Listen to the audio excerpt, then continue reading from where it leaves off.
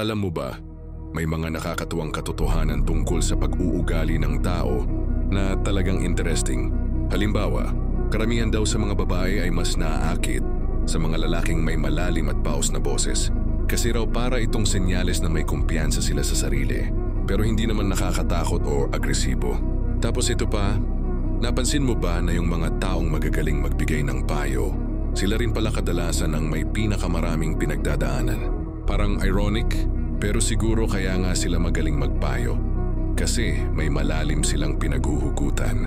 Ang matatalinong tao rin daw mas mabilis mag-isip, pero ang kapalit medyo magulo at hindi mabasa ang sulat nila.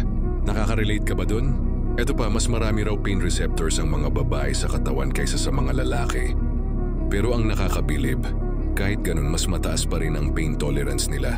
Ang tibay talaga at kung minsan naman kapag hindi mo mapigilan ang kakaisip sa gabi, yung tipong ang gulo ng utak mo at hindi ka makatulog, ang pinakamainam daw gawin ay bumangon ka muna at isulat mo lahat ng naiisip mo.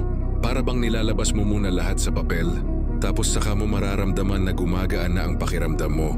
At ayun, mas madali ka nang makakatulog.